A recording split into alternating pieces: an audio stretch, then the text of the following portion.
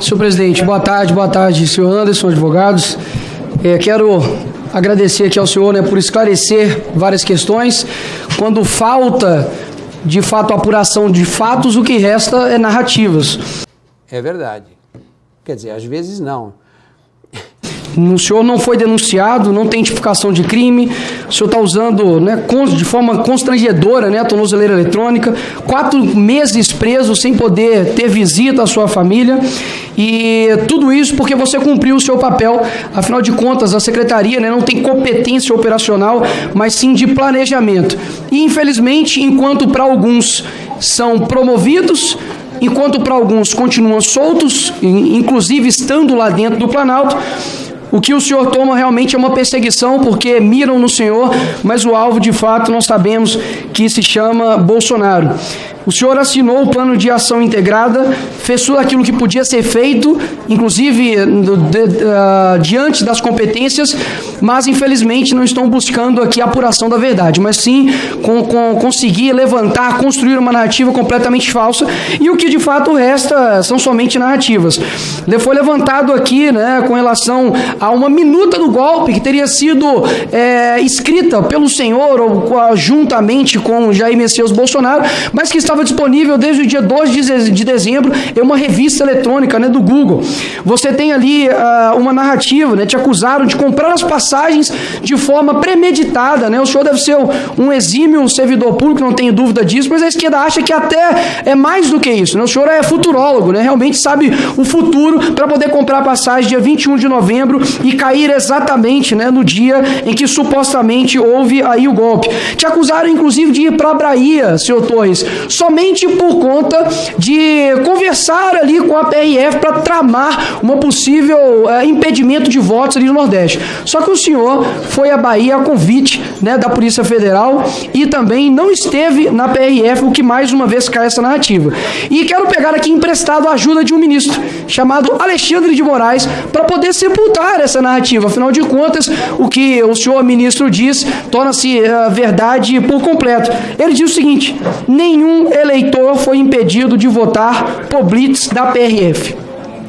Portanto, qualquer pessoa, seja de direita ou de esquerda ou de centro, que disseram isso aqui está indo contrário à palavra do senhor ministro Alexandre de Moraes, o que eu não aconselho aí muitas das vezes fazer, porque nós sabemos como está a grande democracia do nosso país. Isso daqui dá uma cadeia. Então o que restou de fato foram narrativas atrás de narrativas. Acusaram o senhor de ter perdido propositalmente o seu celular. Onde o senhor perdeu o celular? Ora, se o senhor soubesse onde o senhor perdeu o celular, não seria um celular perdido, mas um celular achado. E até mais, não houve nenhum prejuízo. Afinal de contas, hoje em dia não é necessário ter um celular físico para poder acessar os dados que estão em nuvem, inclusive que também o senhor Torres entregou, forneceu a senha e logins corretos. E as próximas narrativas aqui que foram colocadas, não somente hoje, mas em outros dias, é de que o senhor Torres tivesse sido uma pessoa que fez contra a democracia por dizer questões a respeito do voto impresso. Se for tomar como um ataque à democracia, talvez um questionamento ou um pedido do voto impresso, uma outra alternativa, a esquerda também vai ter que fazer o mesmo com o senhor Flávio Dino, de que entre 2009 a 2013 questionou as urnas de forma grotesca, dizendo aqui, eu tenho aqui os prints, dizendo que as urnas eletrônicas são extremamente inseguras e suscetíveis às fraudes. Isso foi dia 8/11/2013. Um ano atrás, como relator da reforma eleitoral, parecia premonição, eu dizia, acolhendo uma proposição do PDT, de que havia necessidade de aprimorar o sistema de urnas eletrônicas no Brasil. E essa eleição, a qual eu vivenciei um ano depois, quer dizer, um ano atrás eu já pensava assim. E hoje tive a oportunidade, não gostaria de ter tido, mas tive a oportunidade de ser vítima de um processo que precisa ser aprimorado, precisa ser melhor auditado, precisa ser melhor acompanhado, que é o sistema das urnas eletrônicas. Que saudade, hein? Que saudade desse tempo em que a gente podia falar o que pensava, sem medo de ser considerado um apóstata da democracia. Então não se pode haver dois pesos, duas medidas. Eu jamais irei cercear alguém de questionar algo. Eu acho que tudo pode ser questionável, inclusive isso. Mas a gente percebe que a esquerda ela tem uma indignação extremamente seletiva quanto àquilo que ela quer censurar ou não. E nós tivemos aqui também o caso da deputada do Partido Comunista Brasileiro, que inclusive sempre utiliza ataques a mim ou aos colegas dizendo que são meninos, como se a minha juventude fosse motivo de vergonha. Eu não tenho vergonha alguma de ser jovem, pelo contrário, eu teria vergonha de ser uma pessoa com a idade que a deputada tem e ainda ser comunista e defender ideias completamente retrógradas. E você vê que ela trouxe aqui informações como se fosse algo bombástico, gravíssimo. Senhor presidente, questão de ordem, algo aqui super grave, porque existem pedras preciosas que Jair Bolsonaro escondeu, etc e tal. Presidente, eu quero compartilhar com a CPI algo muito grave, que nós achamos em meio a 1000 e-mails que chegaram a essa CPMI. Que no dia 27 de outubro,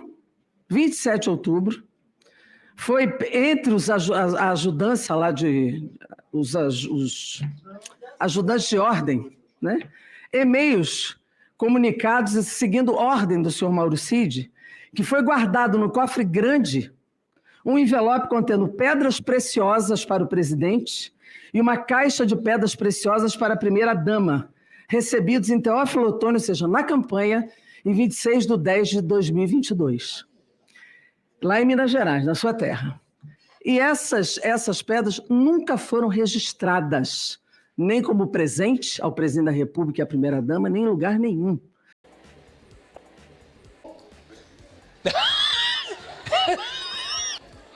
Tá bom. E no fim das contas, quando foi ver, Felipe Barros, os valores das tal pedras preciosas dão 3 caixas de tubaína. Sobre a questão dessa polêmica lá, Teófilo Otoni. Teófilo Otoni, gente, aí, ó, passa aí, mostra aí, vai lá. Aí, isso aí, ó. A capital das pedras preciosas. Senador Cleitinho, estou aqui, Teófilo Otoni, na Praça Tiradentes, praça central da cidade, aonde as pedras semi-preciosas da nossa região são comercializadas.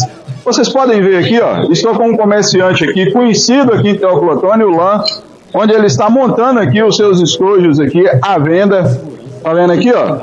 São ametistas, águas marinhas, turmalinas, mais conjuntos de turmalinas aqui, ó. São pedras semi-preciosas que são comercializadas aqui em Teófilo Otoni. A nossa região, a economia da região aqui, ela é toda baseada em pedras.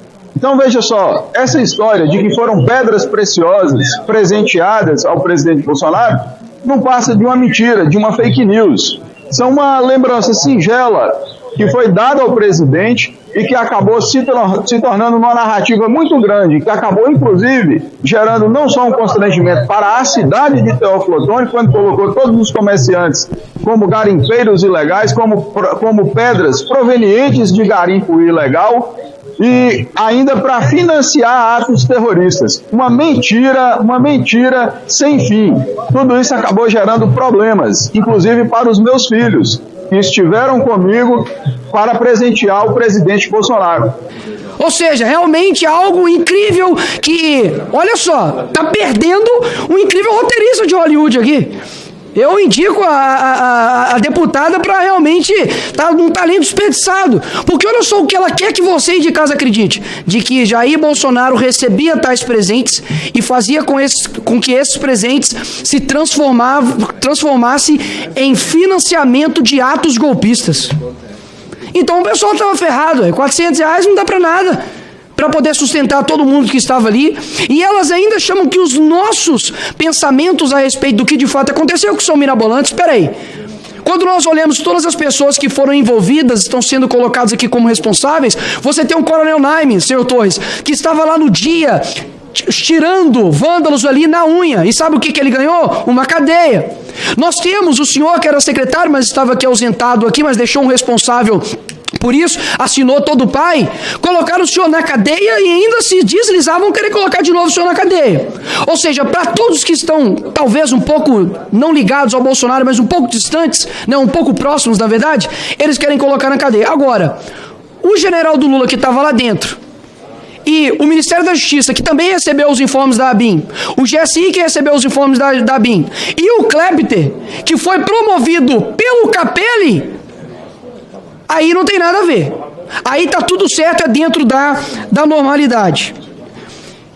E quando tentam atrelar, né, pedras preciosas, joias ao Jair Bolsonaro como se fosse algo incrivelmente gravíssimo, que eles não conseguem nunca provar, diz a lenda, a deputada não está aqui, mas seria muito bom, diz a lenda que se citar Queiroz Galvão para deputado do Partido Comunista do Brasil, as bases estremecem.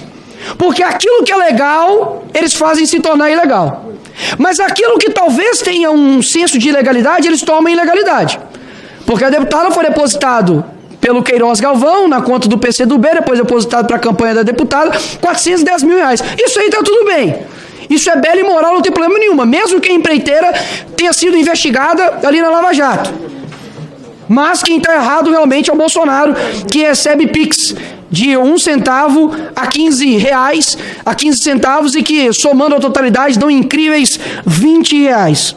Então, senhor Torres e demais colegas que estão aqui, infelizmente, a tara da esquerda é criar uma ideia, uma narrativa, para poder, de fato, acabar com qualquer pessoa que diz algo contrário. É muito lindo ouvir aqui alguns deputados de esquerda dizendo que nós estamos contra o Estado democrático de direito, sendo que o presidente que eles lutaram para poder eleger e elegeram, disse que derrubamos o Bolsonaro, mas não os bolsonaristas ainda. R$400 em pedras preciosas é super grave para a deputada, mas chamar aqui um narcoterrorista que está procurado pelo DEA dos Estados Unidos, aí tudo bem, que é o senhor Maduro. Andar aqui está tudo bem, isso não ataca a nossa democracia. Ter falas e alianças com pessoas como, por exemplo, Daniel Ortega, que está perseguindo, inclusive, freiras brasileiras ali em seu país, aí isso é belo e moral. Você ter pessoas como o ministro da Justiça dizendo que não importa, se vocês derrubarem o PL da censura, a gente tem outras medidas administrativas aqui na secretaria. E se não fizer dessa forma, a gente vai através do judiciário. Isso aí também é belo e moral e não ataca a democracia. Pedir cerceamento de deputados de atuarem aqui nessa CPMI, como tentaram fazer com André Fernandes, é belo e moral. Ou seja, senhores, realmente não há uma busca aqui pela verdade dos fatos. Só é somente construção de narrativas e narrativas. E enquanto isso, da mesma forma como eles disseram que a fome tem pressa, na pandemia depois a gente avisar que teria fome, porque a gente precisa cuidar tanto da economia quanto também das vidas, disseram que a fome tem pressa. Eu digo, a justiça tem pressa. Porque tem pessoas que estão presas, enquanto tem pessoas que estão presas lá de forma injusta, tem deputados aqui de esquerda querendo fazer palanque. E muitos me acusam, inclusive, de usar isso aqui para poder fazer palanque. E fala que eu sou os deputados do TikTok. E eles usam o TikTok para falar mal de quem usa o TikTok. Ou seja, as armas que estão ao meu dispor, de fato, é dar voz às pessoas. E eu tenho certeza que muitos pais, muitas mães, querem que as coisas sejam sanadas em uma investigação séria. O que, de fato, não está acontecendo. Porque o fotógrafo da Reuters, quando foi trazido para cá, foi isso aqui para trazer. Com muita falta de vontade da parte da base. E quando querem trazer alguém para poder esclarecer do outro lado da omissão, eles não tocam a respeito disso. Então, senhor presidente, parabéns pela condução, porque acredito que realmente não seja difícil, não seja fácil conduzir com a diversidade de opiniões que há aqui, mas uma coisa é fato, a população brasileira está vendo quem está querendo buscar a verdade ou não. Toda a minha solidariedade ao senhor Torres e espero realmente que a justiça e a verdade venham à tona. Obrigado, presidente.